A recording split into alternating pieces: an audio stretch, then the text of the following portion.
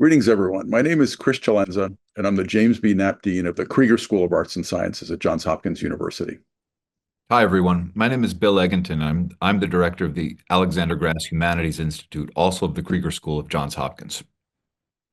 Bill, I'm delighted to be working together with you and the Grass Humanities Institute on this new series on the ongoing crisis in the Middle East. It's got global significance, far-reaching implications, and it's something that is certainly still a part of our world.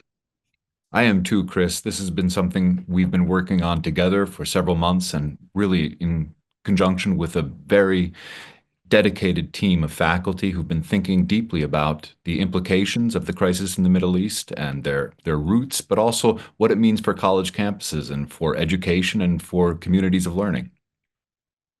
And in this dialogue and in the others in the series, I think what we'll see is something we value in an academic context, which is people bringing evidence and argument and reflecting different positions in the context of the same conversation. I think that's exactly right. We began this series really at Hopkins with a series of with a panel discussion of Hopkins faculty representing radically different opinions about what was going on, and nevertheless managed to pull off a very large event where people were collegial, listening to each other, and this is what we're trying to do on an even larger scale right now. That's right, Bill. Well, to close then, why don't we jointly thank the speakers, the moderators, and the viewers for contributing to this academic endeavor. And we hope that all of our viewers join the upcoming sessions and explore the complexities of this pressing issue. I agree. Thank you, Chris.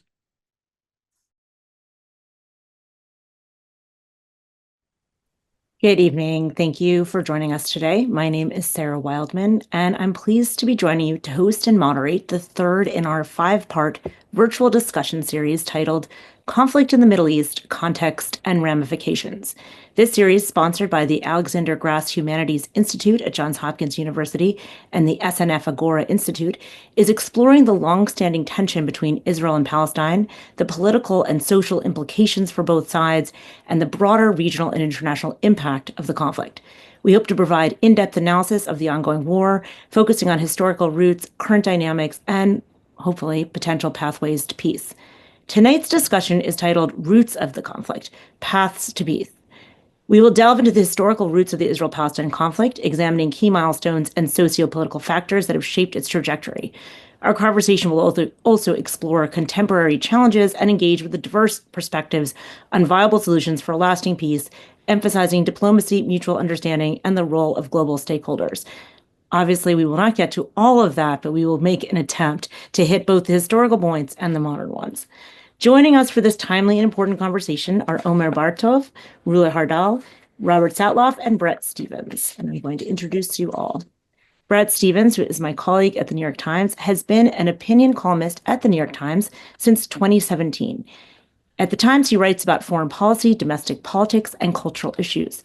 He also has a weekly published conversation on current affairs with his colleague Gail Collins. Previously, he was the foreign affairs columnist for the Wall Street Journal, a member of the journal's editorial board, and the deputy editor of the editorial page responsible for international opinion. At the Wall Street Journal, he wrote the Global View Foreign Affairs column, for which he was awarded the 2013 Pulitzer Prize for Distinguished Commentary. In between two distinguished stints at the journal, Bret served as editor-in-chief of the Jerusalem Post. Bret is also author of America in Retreat, The New Isolationism and Coming Global Disorder. He is currently working on a book about the future of the free world. Bret was born in New York, but spent his childhood in Mexico City. Omer Bartov is the Dean's Professor of Holocaust and Genocide Studies at Brown University. Born in Israel and educated at Tel Aviv University and St. Antony's College, Oxford, Bartov's early research and books concerned the Nazi indoctrination of the Wehrmacht and the crimes it committed in World War II. He then turned to the links between total war and genocide. He has so many books that actually I can't list them all, which is quite impressive, discussed in books including Germany's war on the Holocaust and the Holocaust. His interest in representation led to a study, The Jew in Cinema, which came out in 2005, which examines the recycling of anti-Semitic stereotypes in film. His more recent work focused on interethnic relations in the borderlands of Eastern Europe, including more than one book, but one was called Anatomy of a Genocide, The Life and Death of a Town Called Bucha. Omer, you're going to have to... Buchach. Buchach. a microhistory of ethnic coexistence and violence. His current interest is reflected in his new book, Genocide, the Holocaust in Israel-Palestine, First-Person History in a Times of Crisis, and his forthcoming book, Israel, What Went Wrong, and the Broken Promise, a personal political history of Israel and Palestine. He also has written a novel. Rula Hardal is the Palestinian co-director of A Land for All, Two States, One Homeland, a joint Palestinian-Israeli political organization. Rula is a research fellow at the Kogod Center for the Study of Jewish and Contemporary Thought at the Shalom Hartman Institute in Jerusalem. She's a member of two research groups on nationalism and citizenship in Israel and peace-based partnership at the Van Leer Institute in Jerusalem. And she's also a member of the board of directors at Adala, the Legal Center for Arab Minority Rights in Israel. Her research interests are in the field of national minorities, colonialism and post-colonialism, social movements, and feminist activism in the Middle East, and she is an expert in Palestinian nationalism and the Israeli-Palestinian conflict. Finally, last but not least, Robert Satloff is the Siegel Executive Director of the Washington Institute for Near East Policy, a post he assumed in January 1993. In that capacity, he oversees all institute operations and leads the organization's team of Middle East scholars, experts, and policy practitioners. Dr. Satloff has written and spoken widely on the Arab-Israeli peace process, the challenge of political Islam, and the need to revamp U.S. public diplomacy in the Middle East. He is the author of 9 books. Dr. Satloff's views on Middle East issues appear frequently in many major newspapers, including the New York Times and Wall Street Journal. He is often heard on major network television shows, national public radio, and he has testified on numerous occasions in front of the Senate and House committees concerned with U.S. Middle East policy. He's also the creator and host of Dachil Washington, and again, you will probably have to correct my pronunciation, Inside Washington, a news and interview program that has appeared weekly since 2005 on Al-Khura, the U.S. government-supported Arabic satellite television channel that beams throughout the Middle East. In that capacity, he is the only non-Arab host to host a program on the Arab satellite channel. Before we begin the discussion, I have a few points of organization. I'd like to remind those of you turning in live to submit questions, which we will come to later in the conversation, using the form linked in our reminder emails or by using the QR code displayed on the screen. We'll be monitoring the conversation and we'll do our best to answer as many questions as we can in the Q&A at the end. I'd also like to thank the Hopkins and Home team for their production assistance, and the Johns Hopkins Krieger School of Arts and Sciences, the SNF Agora Institute, and the Alexander Grass Humanities Institute for their tireless work putting this program together. AJHI aims to advance humanities scholarship and teaching at Johns Hopkins and promote literature, art, philosophy, history, and other cultural studies in Baltimore and the wider community. In the spirit of study, I'm actually going to dedicate this evening's conversation. This is a little off book, but in what you would do in yeshiva study is you would dedicate the study to someone. And I am dedicating it to the memory of my daughter, whose yahrzeit is this coming week, unfortunately. And with that, unfortunately, and sad note, I am going to turn to the hardest question first, which is to say 1948 and how it connects to where we are today. Omer and I were talking about this the other day, but I think this is a question for all 4 of us can take on. And Rula, I have a piece of your writing I'm going to read as well. Israelis, of course, see 1948 as the moment of independence, the War of Independence, and Palestinians call it the Nakba. If both of these things are true, how do they play out in the two groups' collective memories? And how does 1948 play a role in the present crisis? I'm actually going to start with Rula because I know she's quite tired and I want to catch her while she's still crisp. Rula, you recently wrote, one trait common to both dominant historical narratives is that each relies, along adaptation of a foundational catastrophe, in the Jewish case, the Holocaust, on the simultaneous and forceful negation, explicit or implicit, of the catastrophe of the other. Each side is convinced it is the history's ultimate victim, while denying or downplaying the suffering of the other side in order to validate its own claim. However, following 100 years of struggle between the Zionist movement and the Palestinian national movement, the very simple fact is we have a binational reality in Israel-Palestine and also a binational questions of historical memory. Rula, can you expound upon that sentence and what that means for how the question and memory of 1948 plays into national consciousness currently? I don't see you. Well, actually, thank you very much for hosting this discussion. And thank you, Sarah, for your question.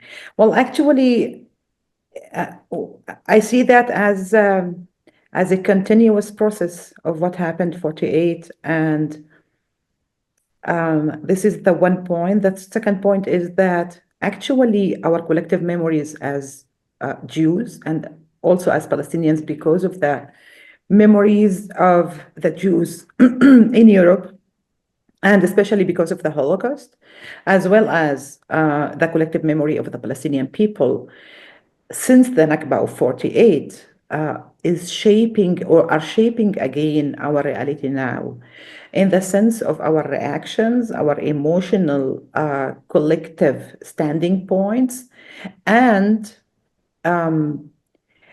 our experiences of what happened, at least during the last 1.5 years, or to be much more accurate, since October 7. The main second point that I would like to raise here, that which is related to these two milestones and in both people's collective memory and history and even collective identities, that I see the solution of the Jewish question in Europe was actually by creating a new problem in the Middle East, that still an ongoing problem without any solution, which is the Palestinian question. And this is actually the formulation that I see for this so-called conflict. You know, we had our discussion, Sarah, and I don't like the word conflict because it's not only a conflict. It's much more wider than using the term conflict between two peoples, between two states, between two national groups. The reality on the ground that developed since the Nakba of the Palestinian people and the establishment of the State of Israel became, when we want to conceptualize the reality on the ground between the Israeli Jews and the Palestinian Arab people, between the Jordan and the sea, is much more complex than describing that as a conflict.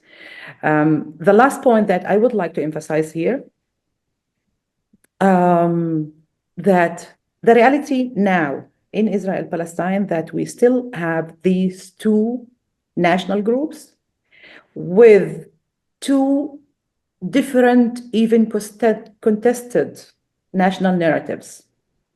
And I'm afraid that we are at a point that the majority of the people on both sides, and the polls show us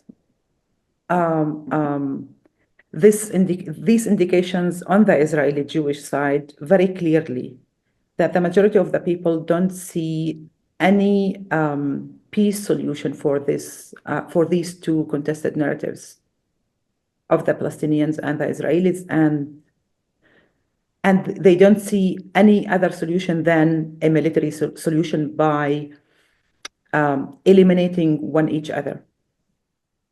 I want to come back to your questions of the political possible solutions for peace, because I know that, and I'd like you to actually explain a land for all a little bit once we get a little bit further on.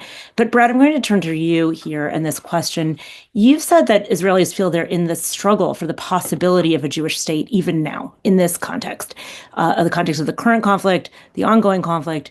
And I wonder how that connects back to the existential crisis represented by the apocalypse of the European 20th century, but also the present moment. Well, Sarah, first of all, it's good to see you, and it's good to be on this panel. I'm happy that Johns Hopkins has organized it. You know, for most of my adult life, the year that was most often spoken about was 1967. And we spoke about 1967 because implicitly that suggested that the conflict between Israelis and Palestinians was a territorial conflict and could be resolved by territorial means, essentially the creation of a Palestinian state, somewhere along the lines of the 1967 or really the 1949 armistice lines, which were the lines of June 4, 1967. Sometime in the last 10 or 20 years, the dominant narrative has returned to 1948. And when the narrative is about 1948, it's not about territory. It's fundamentally about existence. And Israelis are reminded of that in a very routine way. You can hear it on college campuses. We don't want no two-state, we want 48, which is a call for the elimination of Israel as a Jewish state or Israel as a state at all. And of course, of the actions of Hamas and its affiliated groups on October 7th and before and after. And I think the tragedy of what has happened in the last 10 or 15 years is by turning this into, transforming this conflict into an existential one, it's made it that much harder to resolve. I personally think that discussions about 1948 are worse than difficult. They're useless, which is borrowing an old line. Difficult because the historical narratives that have appeared on either side are just almost irreconcilable. And I think we could spend this whole panel talking about that. But I also think they're just essentially profoundly useless and even dangerously counterproductive, because nothing is going to be resolved if we simply spend our time trying to resolve something that is now 76 years in the past. And I'm pretty sure for any of our lifetimes, we could have a long argument about what happened in 1948. It would accomplish very, very little except to reinforce a set of narratives that are enforcing or creating behaviors that don't drive us forward in any positive direction. It's like trying to fix your life by figuring out what went wrong when you were 4 years old. Well, whatever went wrong when you were 4, you're going to have to deal with what you're doing now and tomorrow. So I'm always a little bit leery of these discussions about 1948. I just want to make one brief additional point, since we're on the subject of history. 1948, a lot of places in the world were being decolonized. India was about to be decolonized the next year. All over the Middle East, new states in the 1940s were being created: Lebanon, Syria, elsewhere.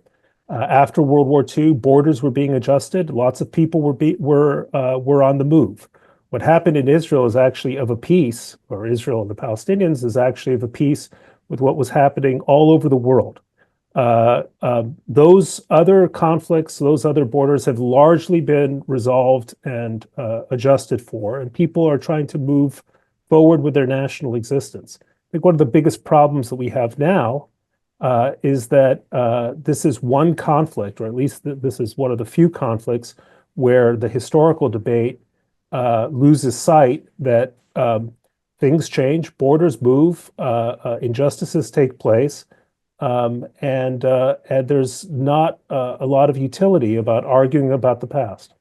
So one reason why I brought it up is because it has been in the news more and more than I think even certainly more than it ever had been even a decade ago, as you mentioned. But part of the reason why I mentioned it is because, and I'd like to turn to Omer and to Rob about this, is that the question of refugees stymied the peace process again and again. It was always sort of the question of Israel's founded on the idea of a right to return, and the Palestinian request for a right to return has always tripped up the Oslo peace process again and again.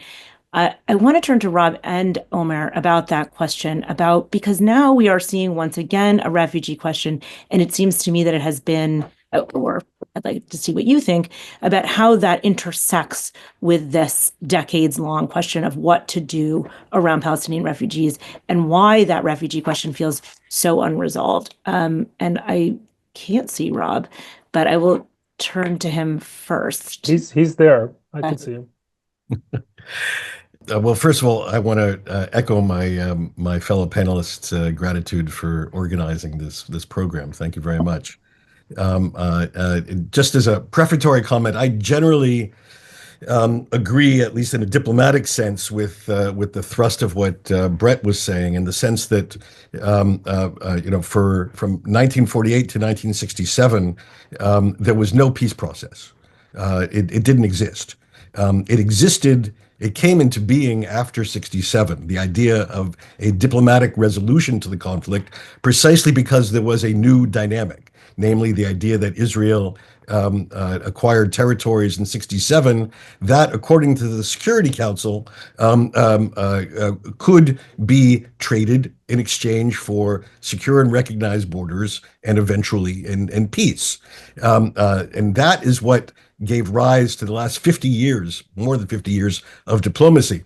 What is so powerful about October 7th, among other things, is that it put 48 back on the agenda. It was the first time a significant Palestinian attack that actually took and held territory inside pre-67 Israel, reopening the specter of what existed in this conflict between 48 and 67, namely a clash of fundamentals, not a potentially diplomatic resolution. And so we're in that different era right now where at least some, represented by what Hamas did, believe in an almost exhilarating fashion that perhaps that option exists again. And that's a real obstacle, in my view, to the potential for a resolution. You asked me about refugees.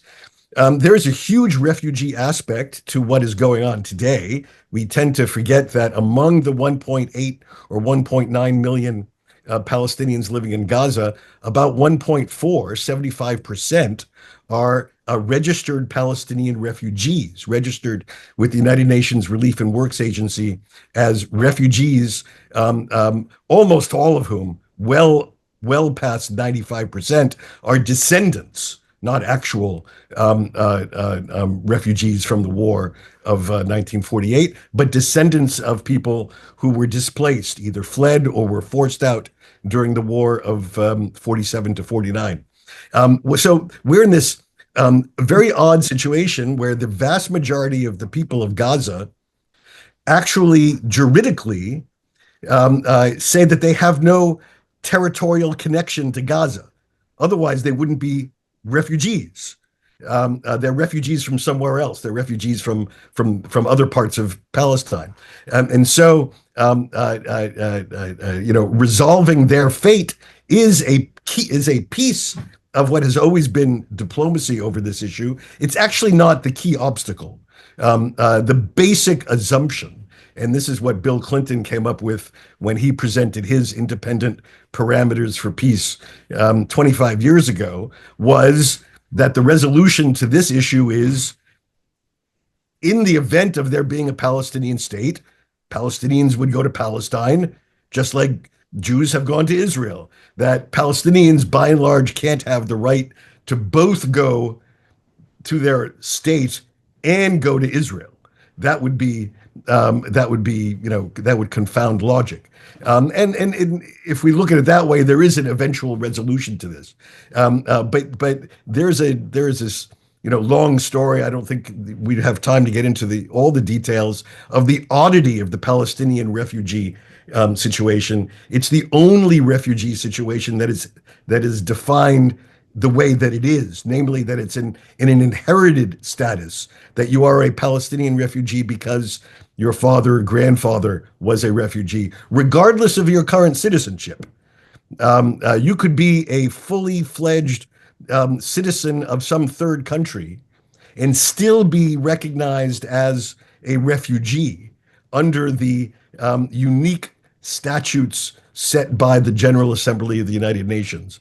And this has had the impact, probably not anticipated, but it has certainly had the impact of maintaining an aspect of this conflict now for 3 generations. Quite unlike all those other refugee situations, which were produced in the late 1940s by the mass movements of people that Bret was referring to.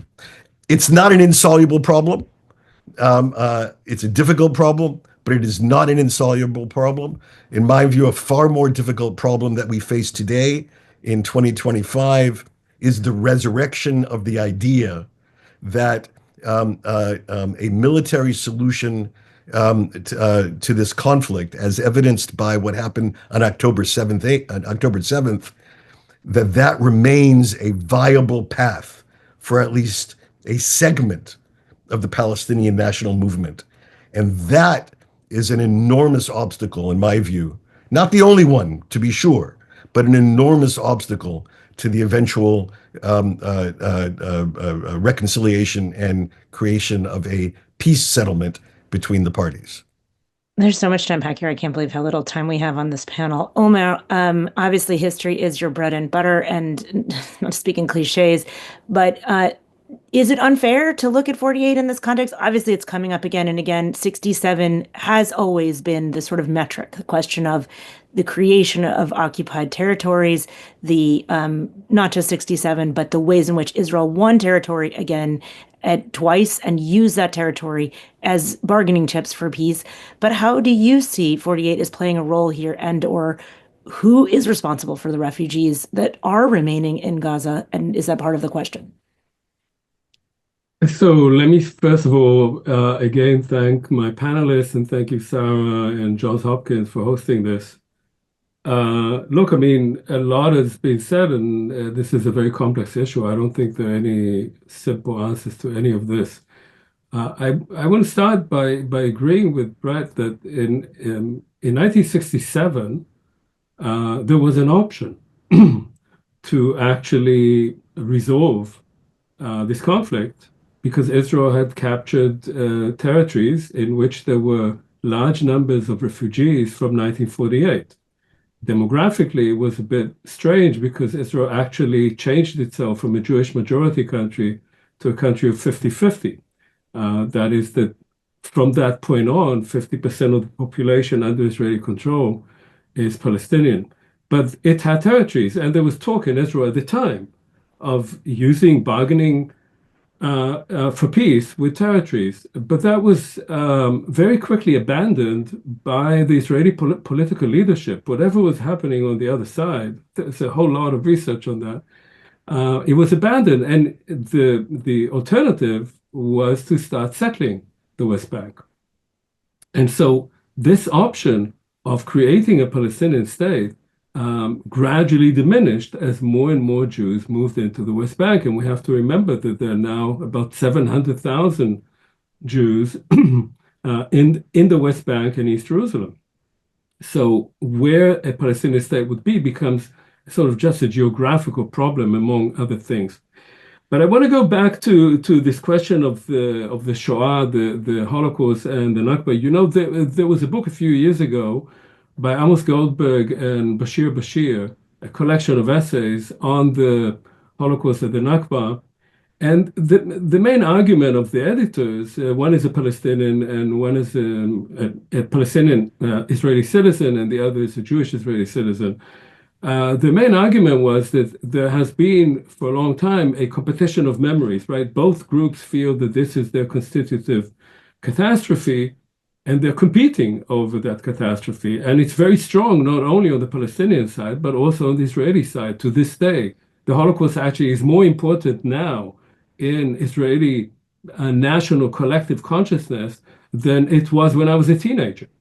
And what they were arguing was that you could actually use that the other way around, so that both groups, each group would recognize that that catastrophe is constitutive to the other group, that you could actually see that.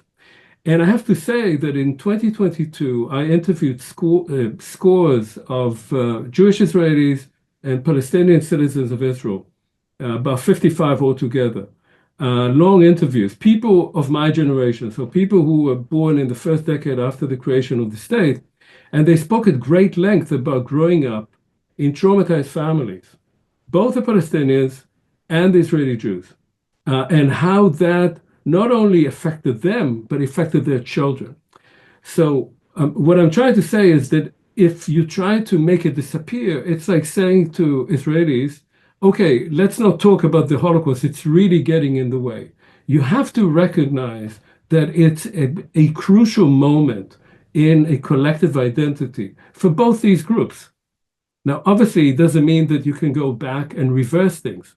You cannot undo what had been done, but you have to recognize it. And one problem with Oslo was that he tried to so-called close the files of 1948. It said we talk only as of 1967, because if we go back, then we have the refugee problem. We don't want to talk about it.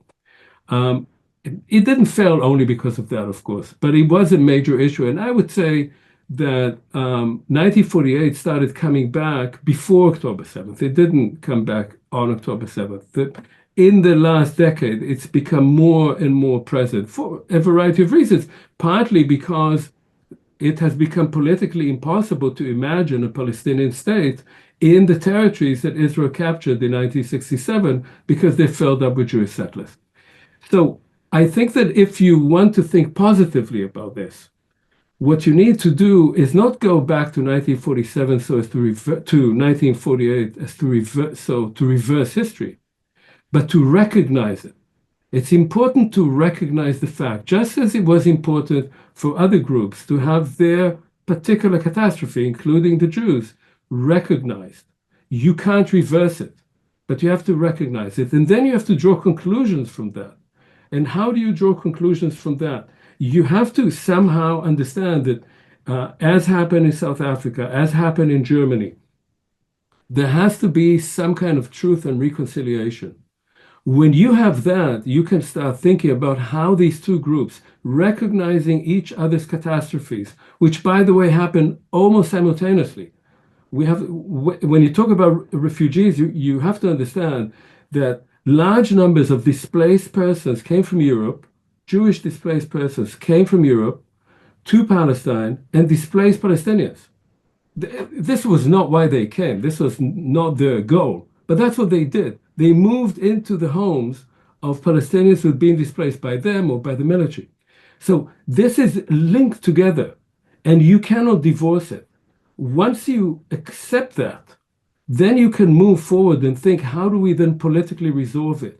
Do we resolve it by a one state, binational state, a confederation, whatever it might be? But you can't do it by saying, let's not talk about 1948.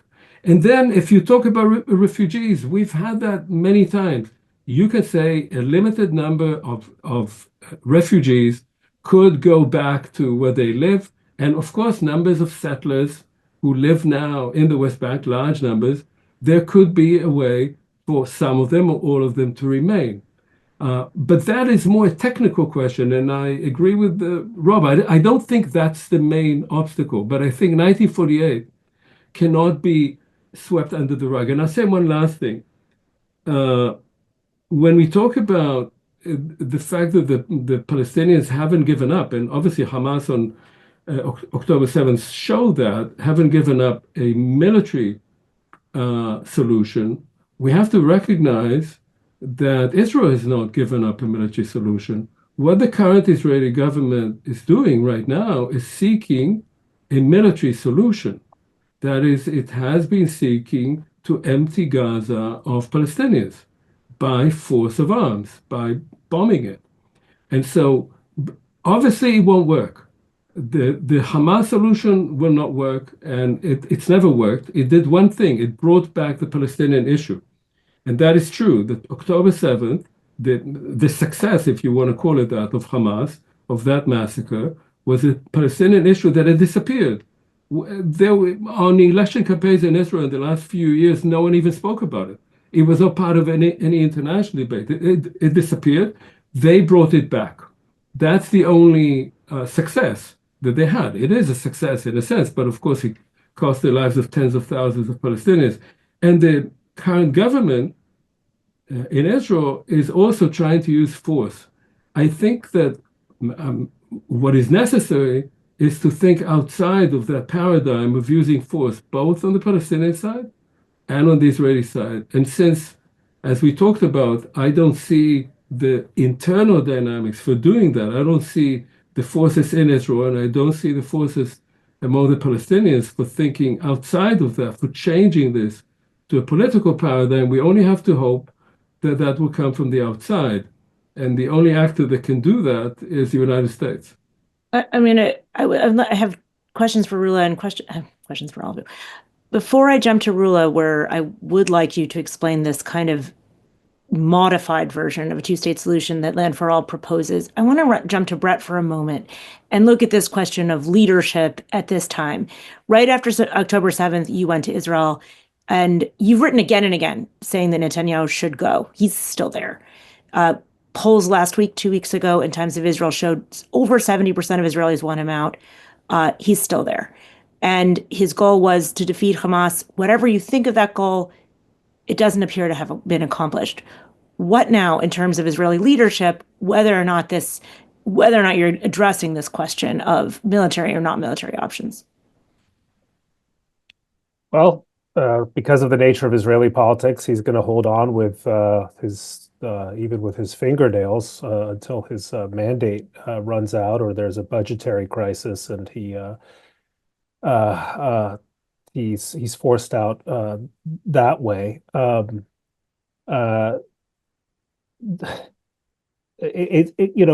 I've learned over more than 25 years of close scrutiny of Israeli politics is it's very hard to know, even 6 months in advance, what's going to happen next. I really don't know.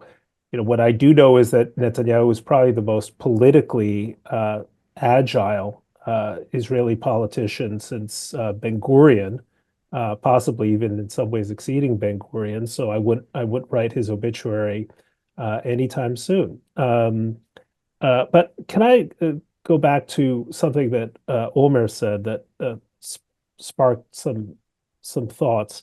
When we talk about 1948, it's typically, at least on the Palestinian side, spoken about as the Nakba and the catastrophe. I think it's worth recalling one point. It's worth recalling one point because it's specific to the present and it's specific, in a sense, to your question, Sarah, which is that 1948 may not have been 1948 for the Palestinians if they'd simply accepted the UN resolution, the UN partition plan, if Arab leaders had not called for the destruction, the complete elimination of the Jewish state back then. 1948 is not simply a story, or should not be remembered as a story of one-sided perfidy. 1948 is also a story about the utter failure of, at the time, Arab politics to accept a politics of compromise and accept a politics of taking half a loaf or non-maximalist politics, and the disservice that Arab and Palestinian leaders did to their own people back in 1948 is an important part of that story. It's relevant today because I think the people who are assuming de facto or moral leadership of the Palestinians today, especially in Hamas, but also their fellow travelers in the West, are committing exactly the same sort of disservice by returning to the politics of maximalism, which I think has served Palestinian interests very poorly, and has also done that much more to embolden the right, not just Netanyahu, but the far right in Israel itself. When we complain, as I do, about the presence of people like Smotrich and Ben-Gvir in the government of Israel, and the persistence of Bibi as an Israeli leader, it has everything to do with the perception, widely shared from left to right in Israel, that the Palestinians were never serious about a two-state solution. They were never serious about 67. It was always about 48. Their demands were always maximalist. And the only way to respond to one set of maximalist demands is to adopt a maximalist politics on the other side. So as with Newton's third laws, equal and opposite reactions, it's worth remembering that I think one of the reasons why Netanyahu has been such a dominant presence, not only before October 7th, but even now, is that October 7th confirmed to many Israelis the diagnosis of the far right in Israel and disconfirmed the hopes of the center left, and the far left in Israel. And that's part of the story here. I want to come back to something you wrote after October 7th in that context, but before I do, let's turn to Rula for a moment. Obviously, there's been a lot of talk about the way the 48 is perceived and has been used on the Palestinian side. And I want to look to your question of both your proposal of a two-state confederation, which is, I would like you to explain that a little bit and how that differentiates itself from a two-state solution. And I also wanted to turn to something else that you'd written. You said we need more than peace in order to change the reality to be more equal or to bring more justice for the Palestinians and the Israeli people. That's why I don't like the word peace. Peace is okay, it's nice, but it's not enough in this case. We need to speak about recognition, reconciliation, and the reality that has been established between Israelis and Palestinians during the last maybe 100 years. Rula, you are a Palestinian citizen of Israel, and you have lived in Israel and in the West Bank, as well as abroad. And I'm curious about how you see people talking about this. And one piece to add to that is thinking about the recent documentary, which won Best Documentary, No Other Land. Outside of the content of it, one thought I had about it was that within it, the Israeli filmmaker could speak Arabic, but the young Palestinian filmmaker could not speak Hebrew. Only the grandfather could. And it reminded me of, in the 90s, you had much more of a chance to speak between each other. There was, before the wall went up, there was much more integration. And my question for you is, how does all this connect now, as there's never been more separation than there is now? Okay, before I answer your question, I would like to refer, because the answer is also related to the first part of our discussion, to go back to the question of 1948. And I will respond shortly, very shortly, to two important points that Bret and then Robert raised in this discussion. We cannot ignore 48, and it is actually the root of the situation that we have now and the root of the Israeli-Palestinian conflict. But also, if we want to resolve the conflict and to have a better future for both people, we have to refer to 48. 48, and referring to it, it's not in any way to request or to reject to the existence of the state of Israel. And it's related also to the second point that Robert raised, that actually before 67, we didn't have any peace process and so on. Of course we didn't have, because the whole Palestinian and Arab, regional Arab reaction to the establishment of the state of Israel and the occupation of Palestine in 48 and not 67 was around actually not accepting and rejecting the existence of the state of Israel and trying to change that by centralizing the Palestinian question to be the Arab question.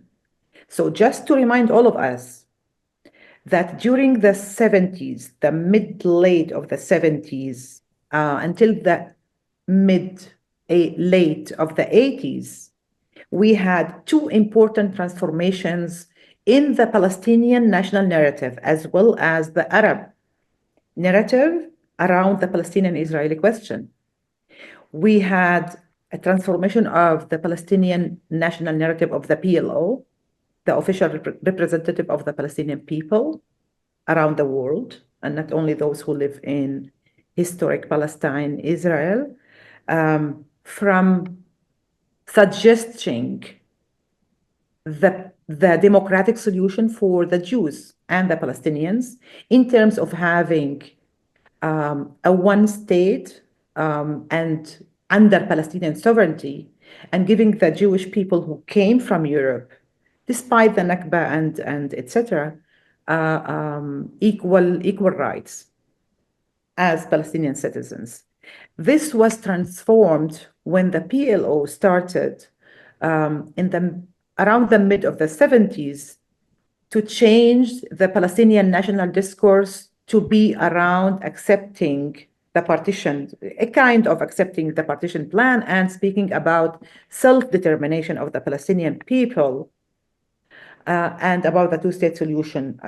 And accordingly, 88, the PLO recognized the independence of the Palestinian state in the borders of 67.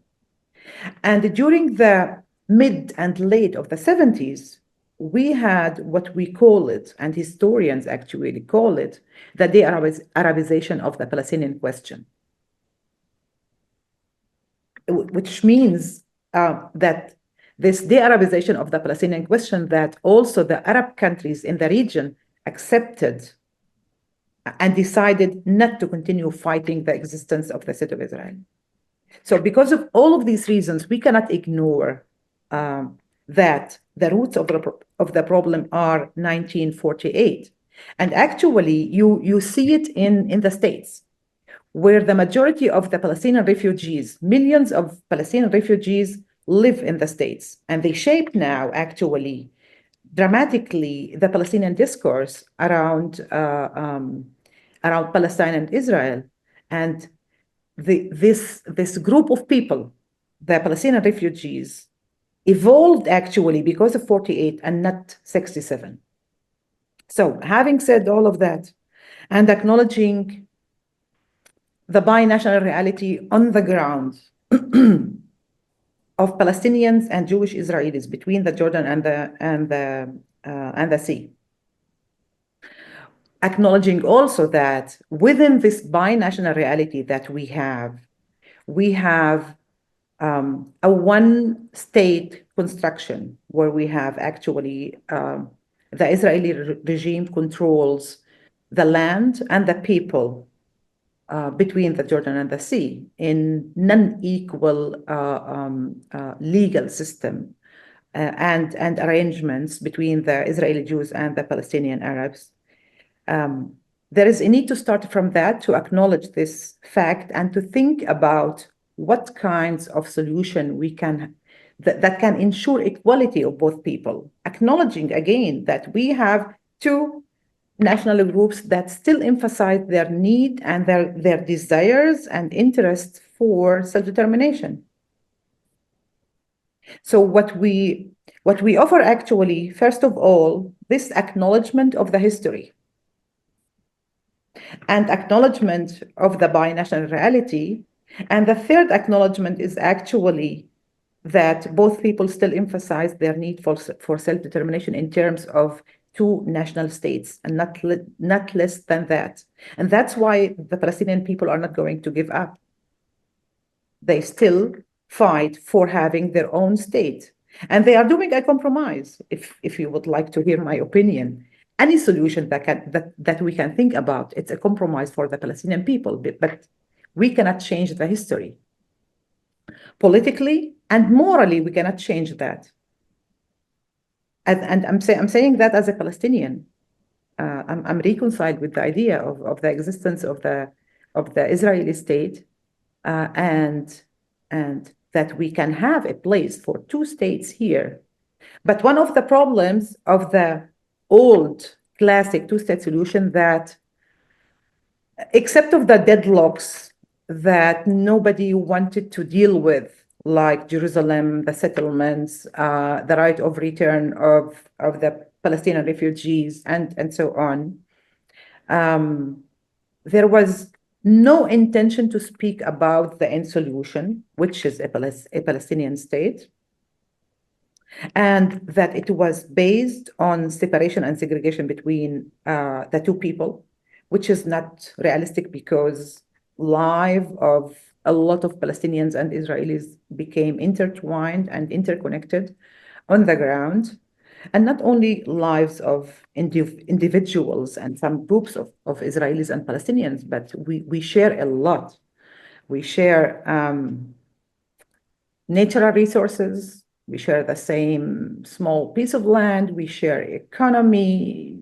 You cannot maybe imagine that the major currency in Gaza is the Israeli shekel.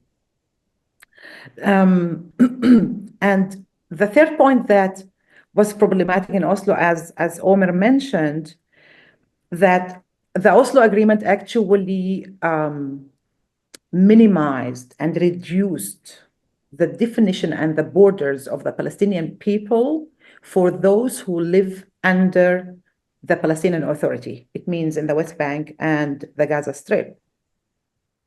And that's why our new version, if you want to call it, of the two-state solution tackles all of these problems and offer a new paradigm to think about the two-state solution by moving from the paradigm of separation and segregation into integration and sharing, by building another layer for the two states, for the two sovereign independent states on the borders of 67. And this layer is, you can call it shared institutions, you can call it confederation. In imagining that, we can think also about other models in the world like the European Union. I'm going to turn to Rob for a moment, because in our previous conversations, you mentioned that you did not think that Oslo was a failure. And I'm curious if you think there is a space still for a two-state solution. Is it realistic, both in terms of current leadership and in terms of U.S. involvement? Because the U.S. was quite involved in the creation of Oslo. So I'd like you to think about that for a moment. Well, you ask a number of questions. Oslo. I think that Oslo, namely the idea that the government of Israel asked the United States to help it in bringing back to the territories the leadership of the Palestinian National Movement, and to give them the opportunity to build their own self-governing authority. I think it has actually proved to be enduring and what passes in the Middle East for a success.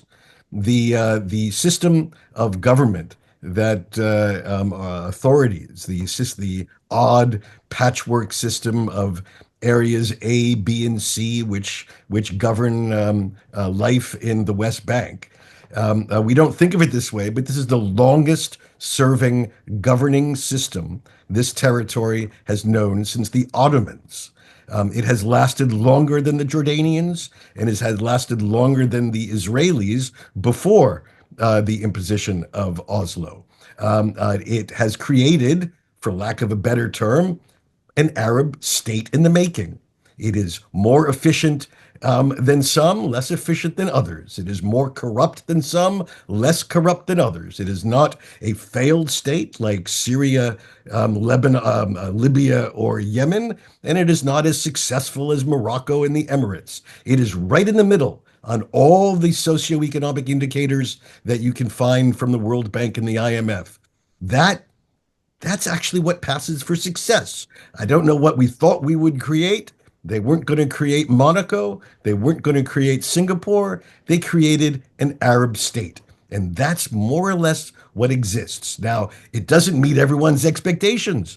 It has enormous problems, and it is getting pressured from all different sides. I regret that. But I do not at all count this as a failure, not least over the last 20 years since Mahmoud Abbas became head of the Palestinian Authority. Relatively, the lowest amount of terrorism emerging from these territories going back to 67. So I think there's something to work with there. Now, is it is it a state in the making in the near term? No. And that's because of what I said about October 7th, because there is now this notion among a different part of the Palestinian national movement that perhaps we don't have to settle for something. Perhaps we can actually have the entire cake. Perhaps we can destroy Israel. We didn't think we could for years, but maybe now Hamas has shown us a path. And until, I say this with great regret, but until that is extinguished, until that idea is extinguished, there's never going to be real progress. Now, the Israelis are not faultless in this, don't get me wrong. I'm not a fan at all of the settlement movement in the West Bank, but I don't think that's the principal obstacle. I don't think it has ever been the principal obstacle. That's not why we don't have a peace agreement. We mainly do not have a peace agreement because of this internal debate that we saw spring out on October 7th among different arms of the Palestinian national polity. And that is the debate between those that are willing to compromise for a small goal and those that don't want to compromise and still retain the dream, the nightmare of the big goal of replacing Israel, not living next to it. Pause you there just because I'm conscious of time, and I want to turn to Omer quickly. Thinking about that question of October 7th, what did it alter in terms of what our abilities are in peace building? Clearly, as Rob has pointed out, and that it challenged something about the question of what was possible in a negative sense. But what did it change on the Israeli side in terms of thinking about how did it alter the political consciousness of the present?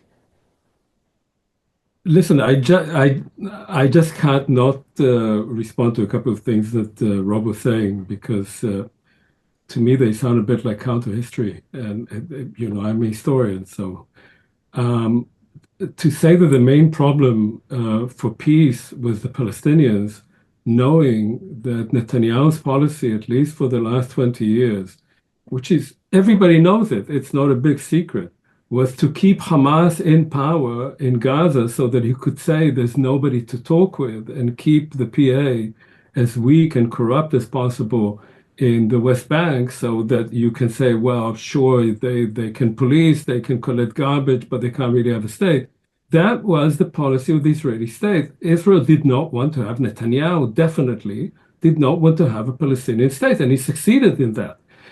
October 7th crashed that conception. This was the conception. The conception was we can manage the Palestinian issue. What did it mean, manage the Palestinian issue?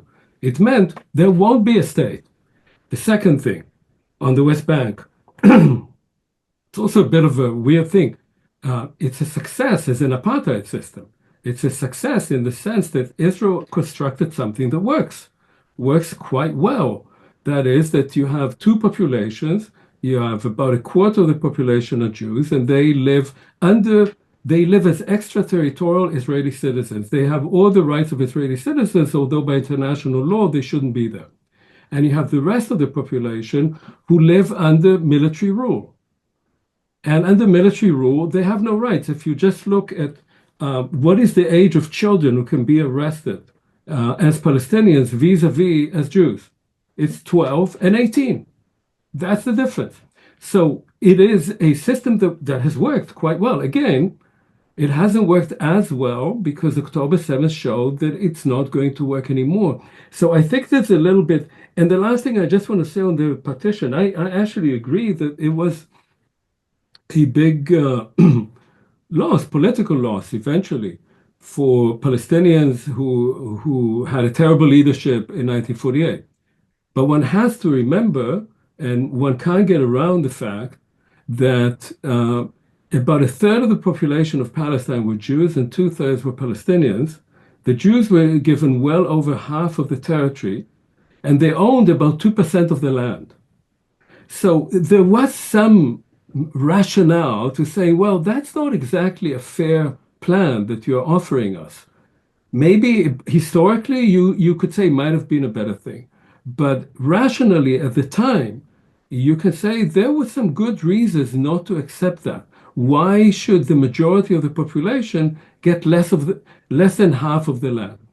Now on the question of October 7th, yes, I think October 7th, tragically, I mean, it's horrendous what happened. First of all, the massacre on October 7th was absolutely horrendous.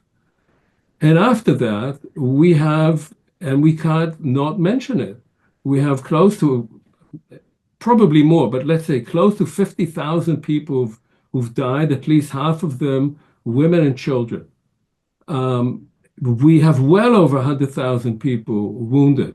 We have multiple, Gaza now is the world center of children without limbs. It's the biggest concentration of children without limbs in the world per capita, and many of them lost their limbs through bombs and then were amputated without any anesthetics. I mean, when you just think about the horror of this. Okay, so it's horror. There's no doubt about it. But it can also be seen as an opportunity. And I think the opportunity is being missed. It's being missed by Israel because of what we said before, because Netanyahu is clinging to power and the people, he himself is very radical, but the people to his right are even more racist and violent. And they don't care at all about democracy in Israel too. It's not just about Palestinians.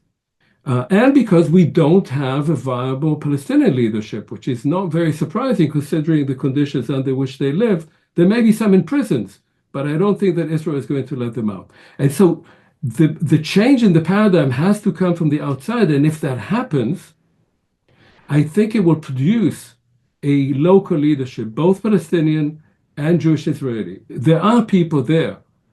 And this kind of extremism that you certainly see among Hamas, and Hamas is not an organization that I have any particular sympathy for, but Hamas and the national religious, the Smotrich and Ben Gvirs of Israel are feeding each other. They're very similar. They want the same thing. They want a sort of theological state, a theocracy. They want the other side out, and they thrive on each other's extremism. And the question is, how do you allow the majority, and I think the majority both of Jews and of Palestinians, even today, want a decent life for themselves and for their children. They just don't have anybody. In Israel, it's not just Netanyahu and Smotrich. The center is empty. There is no center in Israel. There's no center of politics. Those people are currently less corrupt than Netanyahu because they haven't been in power long enough. But they don't want anything else. None of them speak about any kind of solution to the problem. They want to keep managing the Palestinian issue, and it's no longer manageable. The only way to manage it is what is going on right now with Gaza having been exported to the West Bank, and massive violence now happening also on the West Bank with over 40,000 Palestinians already displaced, and entire city quarters in Jenin, in Tulkarem being destroyed. So you have to change the paradigm. It has to come from the outside. I don't see the current American leadership doing that, but we can always hope. I'm going to remind the audience that you can pose a question in the link in your reminder emails or on a QR code, which is apparently appearing on your screen. We have a handful of questions that have already come in. One is, I'm going to turn to Bret. What diplomatic strategies have the greatest potential to foster meaningful negotiations between Israeli and Palestinian leadership? And I guess I would add to that, the question is, what role is America playing currently? And has it been positive, the switch in administration, or negative? Well, I don't know what the Palestinian leadership is at this moment because it's between Mahmoud Abbas, a president who is approaching 90 and rules through corruption and police rule in parts of the West Bank, and a Hamas leadership that is sworn to Israel's destruction, and with which there's really no point of negotiation beyond the question of the modalities of the release of hostages. What has succeeded, in my view, and what might succeed in the longer view, is a diplomacy that involves other Arab states, moderate Arab states, who, for interests of their own, would like to see this resolved because it affects their own domestic politics. The single most successful act of American diplomacy in the last many years was the Abraham Accords, which had very little to do with the Palestinians, but had a lot to do with giving Israel a greater sense of regional security and a sense that it wasn't wholly isolated in its neighborhood. I also think that so there are 2 points I think that might be made. One is that enlarging the accords to other relatively moderate Arab states, obviously most importantly Saudi Arabia, but if you saw in the last 24 hours, there's talk of normalization of the new government in Lebanon, is is promising because it shores up, at least to some extent, Israel's sense of regional security. But the second point that has to be made, and this is a point I don't think the United States or Israel can make to the Palestinians, it's a point that other Arab states might be able to make to the Palestinians, is that the politics of Palestinianism have led the Palestinian people down one dead end after another, and that there has to be some very different vision. Now, I know people laugh at it, what's it called, the Mara Gaza, or that vision of a Gaza that's condominiums and hotels along the beach.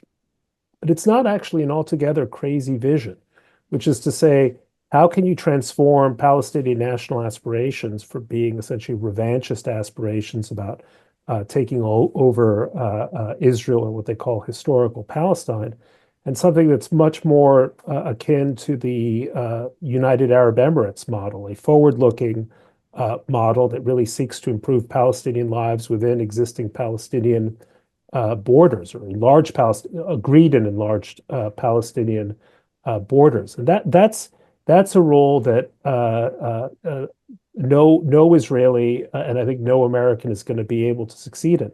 I've proposed, and I know that the Biden administration was interested in it, so what I called an Arab mandate for Palestine, which is to say a period in which a trusted Arab intermediary like the United Arab Emirates assumed important tasks in Palestinian governance for a limited period of time, with a view towards an eventual agreed safe Palestinian state. And I think that's a promising avenue, but that's only going to happen through kind of going beyond the immediate problem itself. I think one of the lessons, this goes back to Henry Kissinger, is that when you can't solve a small problem, try to look at the peripheries of the problem and see what you can do there. And that is, I think, one potential avenue for doing something more productively than the kind of the endless Sisyphean task of trying to get the right Israeli leader to talk to the right Palestinian leader at the right time, and hoping that magic happens at a place like Camp David. It's been tried many, many times before, and it never works. Rula, another question that came in from our audience, which asked, even if there was a perfect territorial boundary, how do you sell the idea of peace to two groups where many harbor deep distrust of one another? How do you get Palestinians and Israelis to look to the future rather than to 48, 67, or even 2023? Well, I will answer this question by raising a few points from our own history and experience, and from other conflicts in the world and in history.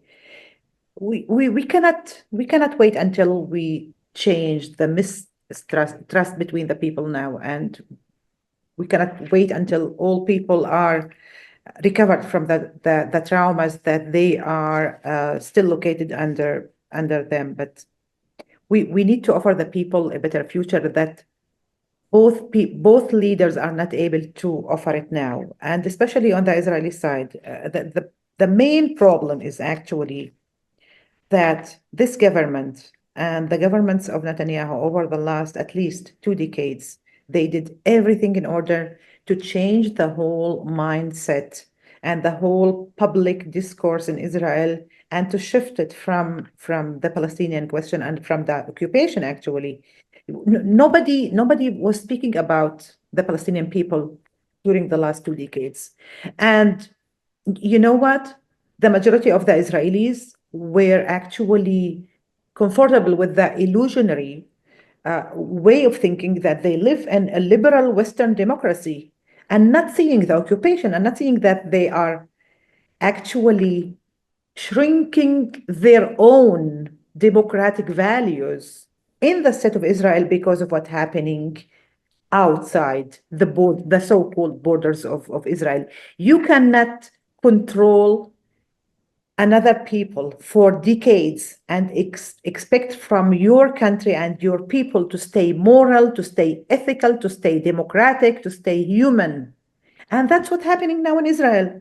So you can continue blaming the Palestinian leadership and the split between Hamas and Fatah, and that they should regret that they didn't accept the previous peace efforts or even the partition plan.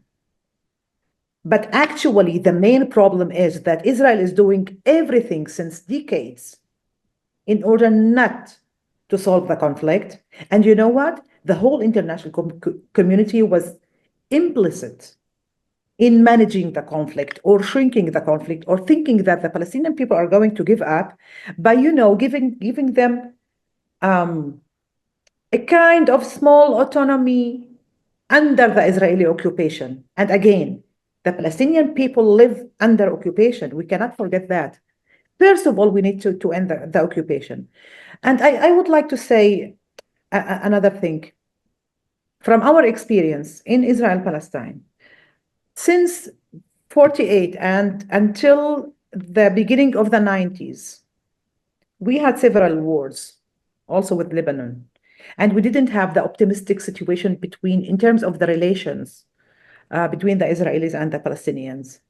But we do remember that when the Oslo Accords and agreements were signed, we noticed the transformation of the public opinion among Israeli Jews and Palestinians. And we know that it's normal also by other people and conflicts around the world. So what we need now, not to refer back to October 6th, and not to wait until maybe something from maybe heaven will change the public opinion.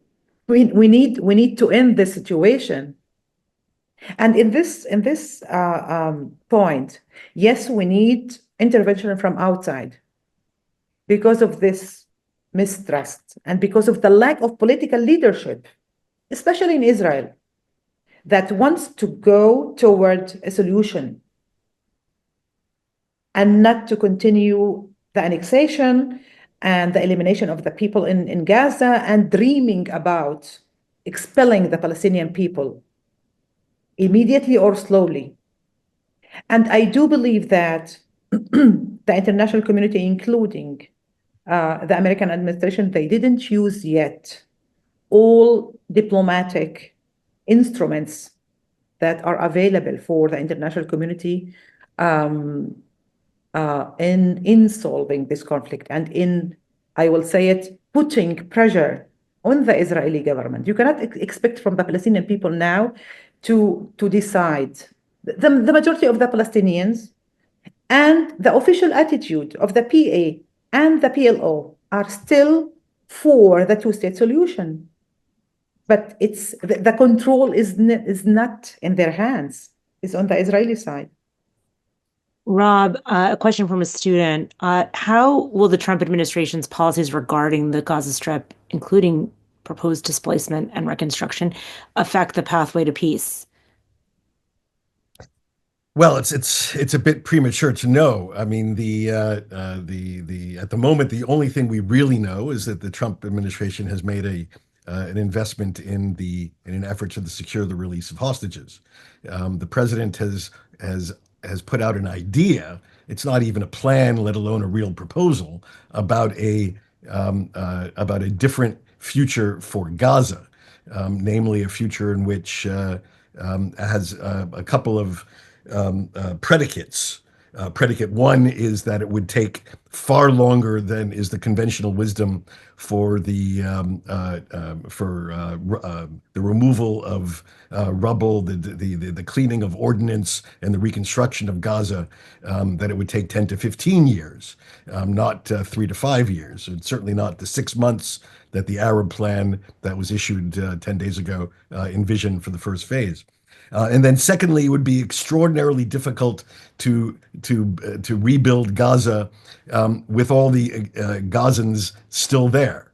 And then the president was very murky about whether people would have to move voluntarily or forcefully. Would they move permanently or temporarily? Do you think he was trying? Was it a provocation to propose this? Was it a provocation rather than actually a proposal? No, actually, I think it was provocation, I mean, some people suggest that it was the president's way of getting the Arab states to produce their own plan. I think it was, it reflected, I mean, in practical terms, it reflected the first visit to Gaza by an American official in more than a decade, when the president's envoy, Steve Witkoff, actually went to Gaza to see it, something which, hasn't been done in years. And he came away with the sense, oh my gosh, this place is a hell of a lot worse than what I thought.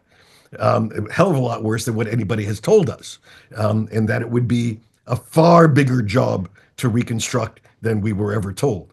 Rob, I'm going to pause you because I'm seeing that we're almost out of time, and I have one last thing I want to throw to Bret really quickly.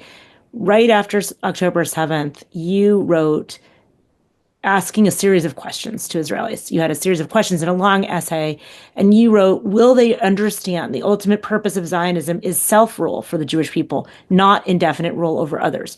A plausible Palestinian state living peacefully alongside Israel may be years or even decades away, given the wretched state of Palestinian politics, you wrote, but Israel also has a long-term responsibility to safeguard the possibility of such a state against attempts to abort it.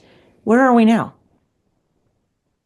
Well, we're years or decades away from that vision. I mean, I just glad you're raising that because I have long, I don't know always, but long been in favor of a two-state solution, not simply out of concern or even not being candid, primarily out of concern for Palestinians, but primarily out of concern for the Zionism. As I said, Zionism is about self-rule, not being ruled by others, not ruling over others. And so Israel, I've always thought, and Israelis need to safeguard the possibility and the hope that what happened in 1967 will be amicably and productively and usefully resolved without ever abandoning their own state, which I think is just and more necessary than ever. Now that's become very difficult in the last many years, not just since October 7th, but I would argue since September of 2000 and the beginning of the Second Intifada. But I think it's important for Israelis to accept that things change in history, things change in society, and that the very grim view they take of Palestinian national aspirations, that too may change. Sometimes things change for the better. All kinds of things that were thought of as impossible, even in my lifetime, took place. It is, for anyone with a long historical memory, incredible to think that the primary geopolitical concern of Europe today is the utter demilitarization of Germany. Very few people envisioned peace between the Emiratis and the Israelis, much less the possibility or even probability of peace between Jerusalem and Riyadh. So you have to keep that hope alive, and keeping that hope alive also means maintaining a possibility, and that's both on the ground as well as intellectually, that things are going to change in Palestinian politics dramatically, that Palestinians will reject the politics of Hamas, will reject the politics of Palestinian maximalism, will see Israel as a neighbor, not only with which they can live in peace, but as an asset to their own lives. And if that happens, hopefully we're going to have a Palestinian state that lives as amicably with the Israelis as Canadians did with Americans up until about 7 weeks ago. Rula, I'm going to give you one last question as well. You recently won an award named for Vivian Silver with May Pundak, who is your co-director of Land for All. What did it mean to win that award? And tell us who Vivian Silver was, because I'd rather end with a somewhat hopeful note on a very sad one. Well, it's beside being honored to have or to receive this award, it's also a responsibility, and it's also very sad to think about this woman and that she paid her life actually because of her identity. And I don't want that other people from both sides to pay her own lives in this conflict and in this endless violence between the two people. This is actually what this award means to me, and that's why we are acting since October 8th in order to increase the efforts and to propose something viable, realistic, pragmatic for both people. And we do believe that it's a matter of will. It's a matter of political will to resolve the conflict and to go in another path than the one that we are all going in since October 7th because of our political leaders. Thank you so much. And unfortunately, we are already 6 minutes over time, and I have to stop here, even though I have so many more questions for both Rob and Omer, Bret and Rula. And Rula, thank you for staying up so late. It is very, very late where you are. And thank you for taking time out of your schedules to discuss the historic roots of one of the world's most pressing conflicts and how we hope we can find some sort of path to a lasting peace. Thank you for joining me today. Thank you. Thank you.